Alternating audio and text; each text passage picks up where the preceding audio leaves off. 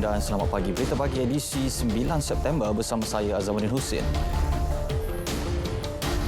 Saudara, Mahkamah Rayuan menolak permohonan 33 adun untuk menggantung keputusan Mahkamah Tinggi Kota Kinabalu berkaitan pembubaran Dewan Undangan Negeri Sabah oleh Yang di-Pertua Negeri Tun Juhar Mahiruddin 30 Julai lalu. Panel 3 hakim diketuai Datuk Abdul Karim Abdul Jalil membuat keputusan itu selepas mendengar hujahan daripada pihak bekas Ketua Menteri Tan Sri Musa Aman, Ketua Menteri Sabah Datuk Seri Muhammad Syafiee Apdal dan Suruhanjaya Pilihan Raya SPR. Keputusan dibuat sebulat suara oleh ketiga-tiga panel hakim yang turut disertai Datuk Abu Bakar Jais dan Datuk Supang Dian sekaligus mengekalkan keputusan Mahkamah Tinggi Kota Kinabalu pada 21 Ogos lalu. Datuk Abdul Karim semasa membacakan keputusan, panel hakim menegaskan Mahkamah Rayuan tidak akan mencampuri keputusan Mahkamah Tinggi dan mengekalkan keputusan yang dibuat sebelum ini. Panel hakim turut menolak permohonan 33 adun berkenaan bagi penangguhan pelaksanaan keputusan sementara menunggu rayuan di Mahkamah Persekutuan. Ini bermakna pilihan raya umum DUN Sabah akan berlangsung seperti dijadualkan. SPR menetapkan 12 September bagi penamaan calon dan pengundian pada 26 September. Ya, saudara, 100 kes baru COVID-19 dilaporkan semalam menjadikan jumlah kumulatif kes 9,559 kes. Daripada jumlah itu, 85 kes adalah penularan dalam negara yang melibatkan 3 negeri masing-masing. Di Sabah, 62 kes daripada kluster Benteng Lahad Datu, Kedah 22 kes daripada kluster Sungai dan Perlis 1 kes juga daripada kluster Sungai. Manakala 15 lagi merupakan kes import dari India, Indonesia, Pakistan dan Filipina.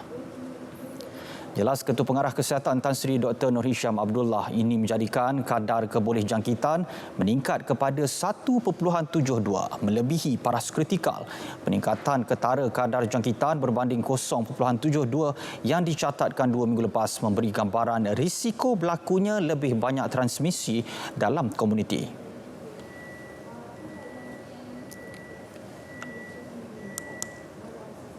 Masyarakat kemungkinan kian leka dan tidak mengendahkan prosedur operasi standard iaitu SOP yang telah ditetapkan. Nasihat-nasihat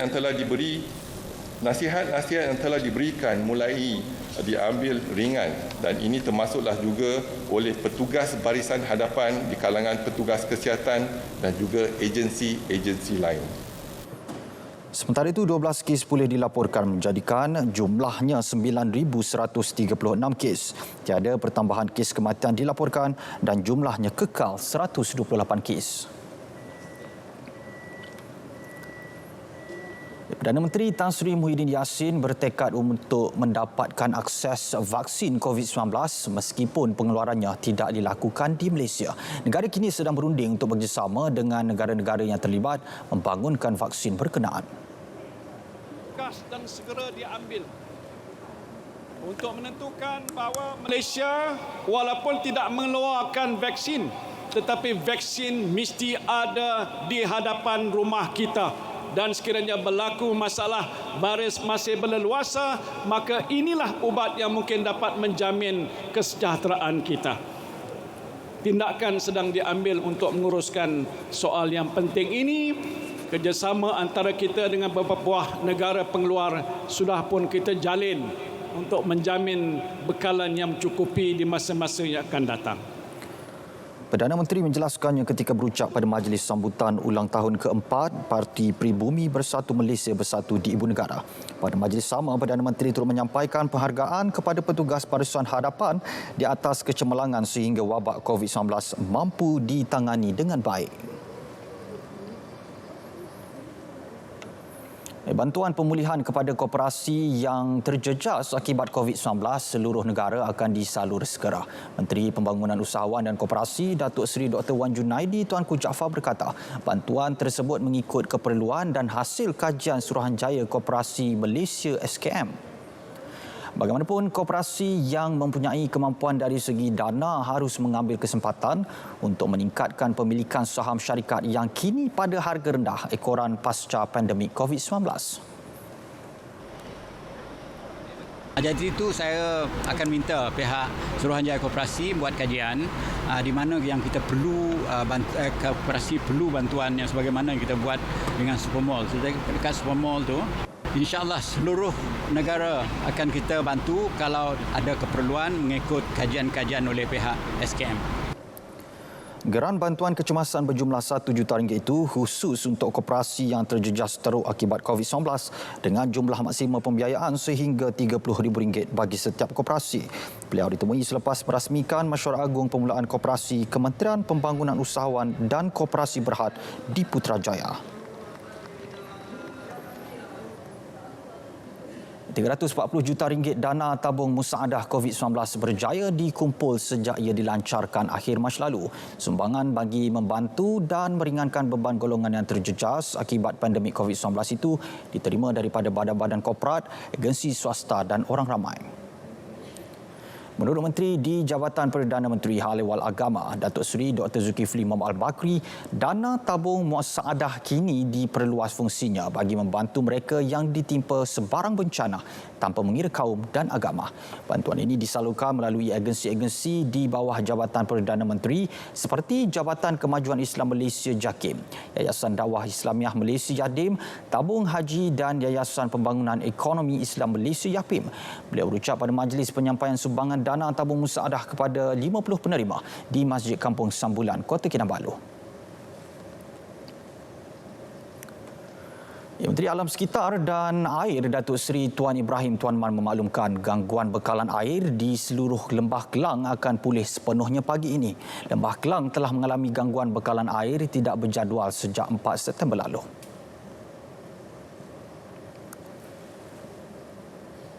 Alhamdulillah, sedikit telah pun sebahagian besar penduduk pun telah menerima bekal air sekitar dalam 6-7 jam 8 pagi masing-masing semua dapatlah bekal air. Jadi saya dah jumpa dengan Menteri Besar Selangor dan minta supaya beliau juga memberi perhatian kepada kilang-kilang yang dibina tanpa kilang-kilang haram lah. Beliau menambah sampel air Sungai Gong yang tercemar telah dihantar ke makmal diuji dan akan digunakan sebagai bahan bukti. Beliau ditemui pada sidang media di Langat, Selangor. Dalam pada itu, beliau memberi jaminan pihak kementerian juga akan memperluas projek takungan air pinggiran sungai TAPS sebagai alternatif sumber air mentah jika berlaku gangguan pada saluran utama sungai. Sebelum ini, projek TAPS ini telah beroperasi di Sungai Semenyih dan Sungai Labu.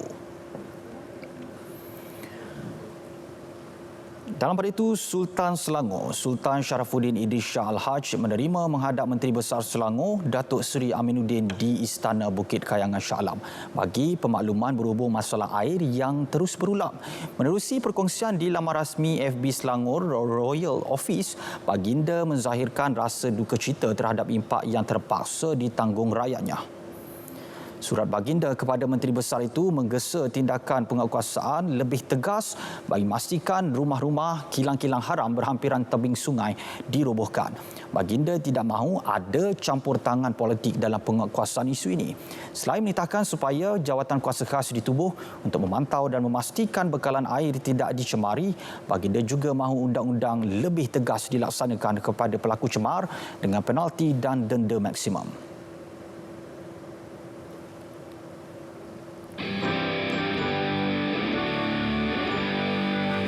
Selamat Andu Malaysia kepada semua kaum bidayuh di Malaysia. Selamat Hari Malaysia kepada semua. Sok Koi, selamat Hari Malaysia. Harap otok suap pagu-pagu dan harap otok sehat sentiasa. Stay safe dan jaga kita semua. Hello, jadi selamat Hari Malaysia kepada semua. Jadi kami mengharapkan kita sentiasa makmur, dia bersama dan terus patuhi SOP bersama-sama. Kita masih belum menang, kita bersama. Selamat Hari Malaysia. Hai, tuduk suat ingan, aku juga selamat untuk Malaysia. And ingan daki-daki adin, jaga dopingan, otak orang sok monang. And mak kamu pakai mask, dua daki-daki dengan Odi, sentiasa membiak tongan. Thank you, bye-bye.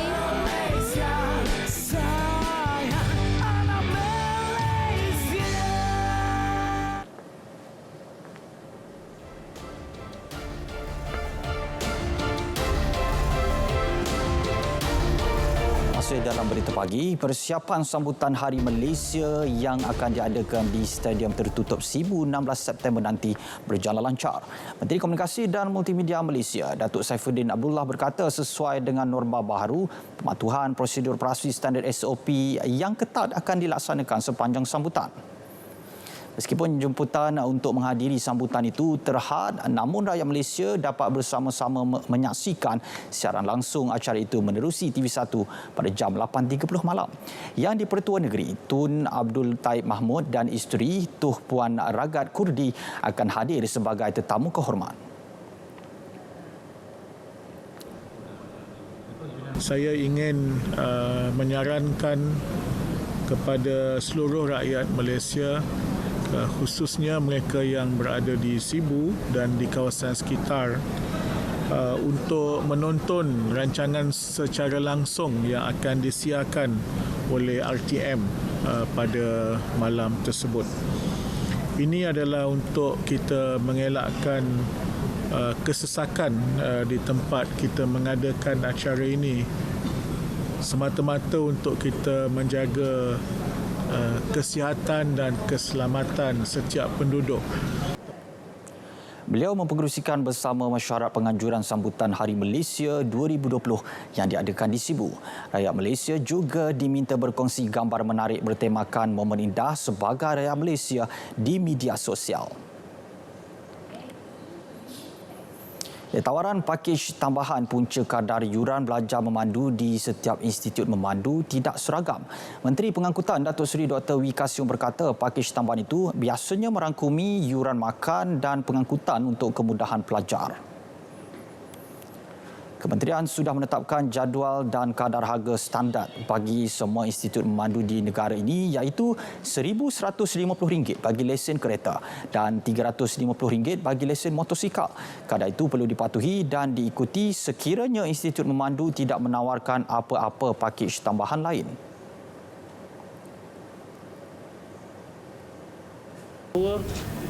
Ramai yang mengatakan kenapa Selangor ni lebih tinggi. Oleh kerana daripada apa yang kita tetapkan, dia ada package tambahan lagi. Seperti kalau orang tu duduk jauh, supaya mereka tidak perlu naik Grab, institut memandu yang pergi bawa mereka. Dan kita benarkan dia charge 50 sen 1 kilometer. Jadi ini memudahkan orang-orang bandar lah yang dalam keadaan kesesakan ni. Dan ada juga yang termasuk makan dia persediakan. Jadi ini adalah over and above dari package tersebut. Institut memandu juga perlu memberi penerangan terperinci tentang kos-kos tambahan bagi mengelakkan sebarang kekeliruan. Datuk Seri Dr. Wee merasmikan Majlis Penganugerahan Penggredahan Institusi Memandu Malaysia di Putrajaya. Sejumlah 79 institut memandu dari 11 buah negeri menerima penarafan 5 bintang. Isu ibu tunggal dan kanak-kanak yang tidak berdaftar antara isu yang dibangkitkan dalam mesyuarat Jawatankuasa Pembangunan Wanita dan Keluarga Kebangsaan. Menurut Menterinya Datuk Seri Muhammad Harun, mesyuarat yang dihadiri exco dari seluruh negeri itu merupakan platform terbaik bagi membincangkan isu berkaitan wanita dan keluarga untuk disalurkan kepada Kerajaan Persekutuan. Selain itu, terdapat 2 lagi isu yang diutarakan, antaranya mewujudkan 1 rang undang-undang RUU gangguan seksual dan inisiatif meningkatkan pembabitan wanita dalam bidang politik.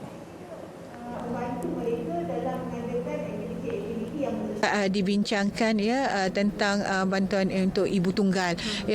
Mereka menyebutkan bukan sahaja semata-mata one off bantuan sahaja, tapi untuk jangka masa panjang. Dan ini sebenarnya merupakan titik permulaan untuk kita mendapatkan data-data ibu tunggal ini, kerana ada banyak data ni dari pelbagai sektor. Tadi integration data ni yang tak ada. Yang kedua juga tadi isu yang dibangkitkan banyak lagi tentang, walaupun ini bukan di bawah bidang Kementerian Wanita tapi berkaitan kementerian lain. Sebagai contoh Kementerian Dalam Negeri, isu stateless, kanak-kanak yang masih lagi yang belum mendapat dokumen dan sebagainya, itu juga yang kita bincangkan tadi supaya dapat penyelarasan ini dan tindakan ini dapat dibuat dengan segera.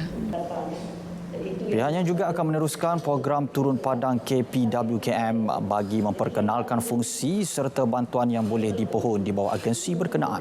Datuk Seri Lina berkata demikian selepas mempengerusi mesyuarat pertama Jawatankuasa Pembangunan Wanita dan Kebangsaan di Putrajaya. Peniaga mendakwa mengalami kerugian hampir 70% sejak Perintah Kawalan Pergerakan dikuatkuasakan Mac lepas. Keadaan itu menyebabkan mereka tidak mampu melunaskan kadar sewa tapak perniagaan. Justru 212 peniaga di Terminal Bas Melaka Sentral memohon bantuan kerajaan menyelesaikan masalah mereka. Peniaga mendakwa pengecualian pembayaran sewa sebelum ini masih tidak dapat menampung angka kerugian. Kadar sewa tapak niaga antara RM1,000 hingga RM8,000 dianggap terlalu tinggi dan membebankan. Masalah kita di mana perniagaan kita memang merosot. Bukan sekadar 50%. Sekarang saya rasa kalau 50% kita masih boleh lagi orang kata berdiri juga lah. Tapi sekarang dia dah jejak pada 70%. Itu masalah. So sekarang kalau misalnya sale kita sekadar 600 dengan sewa yang 7,800, saya rasa benda tu memang tak boleh nak cover. So saya memang harapkan bantuan buat masa sekarang. Jadi masa masalah COVID ni kami tak mampu. Mana nak dapatkan gaji sendiri pun tak dapat lah. Dalam kedai saya ni sebanyak sebulan 3,200 lebih masuk maintenance, dan sekarang ni saya nak dapat RM50 pun susah. Jadi saya minta lah dapat kerajaan membantulah kami peniaga-peniaga ni yang menjadi tonggak lah pada Melaka Sentral. Mengulas isu ini, Pengerusi Lembaga Pengarah Melaka Sentral Sdn Bhd, Datuk Hasno memberitahu Melaka Sentral telah memberi potongan sewa iaitu 50% Mac lepas kepada peniaga, 100% pada April, 50% pada Mei dan Jun 30%. Jumlah keseluruhan pengurangan adalah sebanyak RM1.16 juta. Namun apabila rungutan diberikan oleh pihak penyewa melalui persatuan dan kita berpendapat untuk menyelesaikan masalah usahawan-usahawan ini, hendaklah ada pihak ketiga yang turut membantu. Maka itu dah timbullah idea untuk mohon kalau ada geran daripada pihak kementerian.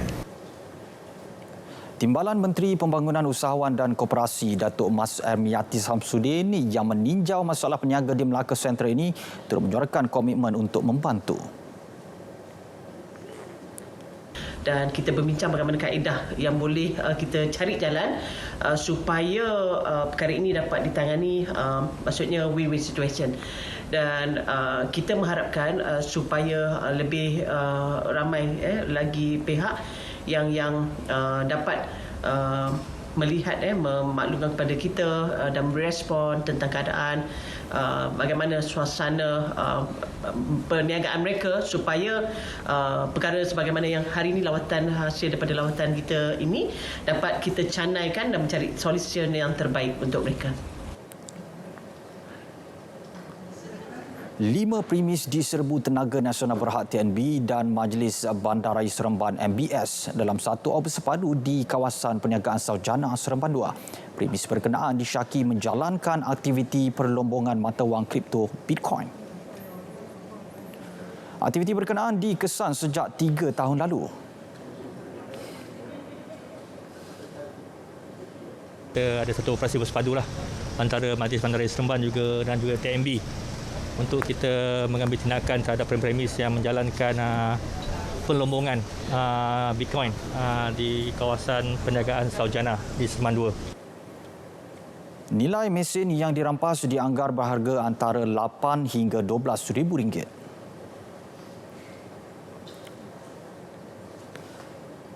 Lebih banyak program TV berbentuk kenegaraan menerusi pengisahan tokoh-tokoh pejuang hebat pada zaman kegemilangan Kesultanan Melayu dan sebelum merdeka akan disiarkan di RTM. Timbalan Menteri Komunikasi dan Multimedia Datuk Zahidi Zainul Abidin berkata pendekatan itu selaras dengan hasrat kerajaan untuk menyemarakkan semangat cintakan negara dalam kalangan rakyat. Menurut beliau, RTM telah diminta mengenal pasti kesesuaian bahan siaran meliputi penayangan drama dan filem selain menambah jumlah jam siaran. Kita lihat perjuangan mereka ni hebat. Dan inilah program-program patriotik drama yang kita nak kisahkan balik. Begitu tentang cerita di Sabah dan Sarawak tentang pejuang-pejuang. Bagaimana mereka menyelamatkan, menanam semangat patriotik kepada masyarakat mereka. Dan kita nak perbanyakkan filem ini di rancangan TV kita.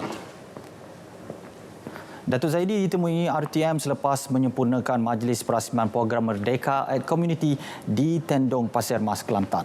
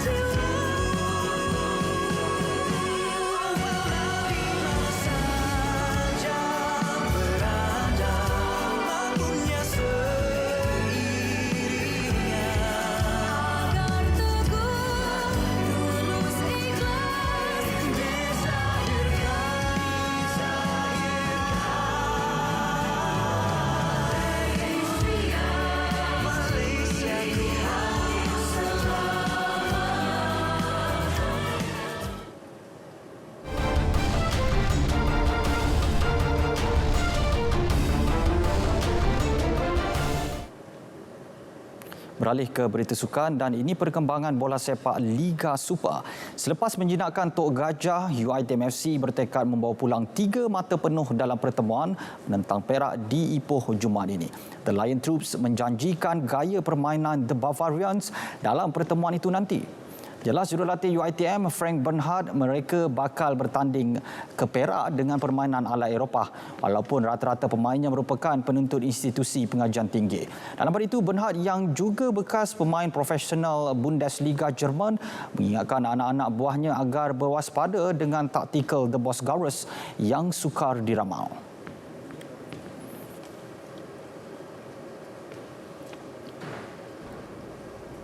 It's a short time now. We have only today, tomorrow training, then we travel already, and we try to do the best possible to get them ready. I think in the fitness we are really good, and we have to see that we get our style on the field there. UiTM kini menghuni tangga keempat Liga dengan mengumpul 10 mata dari 6 perlawanan. Beliau berkata demikian kepada RTM selepas sesi latihan di UiTM Shah Alam.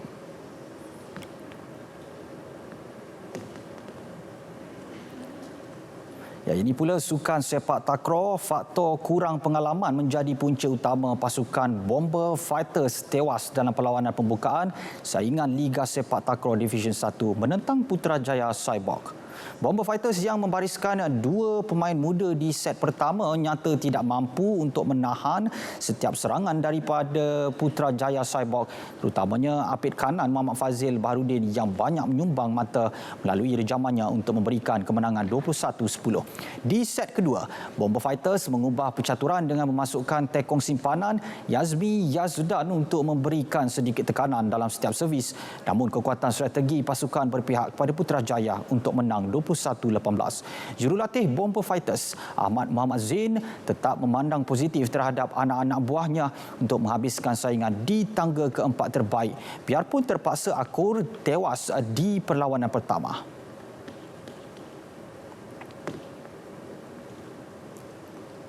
Dari segi perlawanan yang dengan Putrajaya, pemain-pemain Bomber kurang pengalaman lah.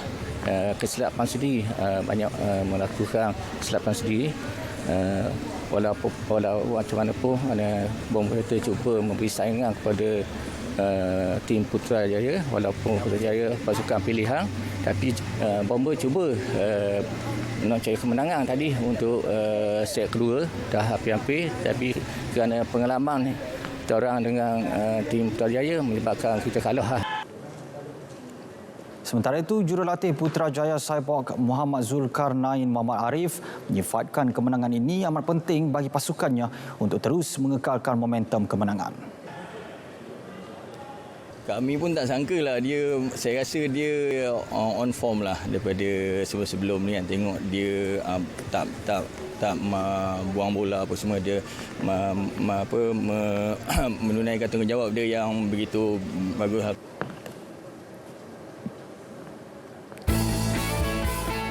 Pelitup separuh muka diwajibkan berkuat kuasa 1 Ogos 2020. Pemakaian pelitup separuh muka diwajibkan di tempat awam dan sesak semasa menggunakan pengangkutan awam seperti bas, taksi, LRT, KTM, kenderaan e-hailing. Juga semasa berada di tempat awam seperti pasar awam, pasar tani, pasar malam, pasar raya, tempat tumpuan pelancong dan panggung wayang. Tidak diwajibkan memakai pelitup separuh muka semasa menggunakan kenderaan persendirian. Kanak-kanak berusia 2 tahun ke bawah dan kanak-kanak juga tidak digalakkan dibawa ke tempat awam yang sesak. Tidak diwajibkan memakai pelitup separuh muka ketika melakukan aktiviti fizikal serta semasa bersenam atau beriadah.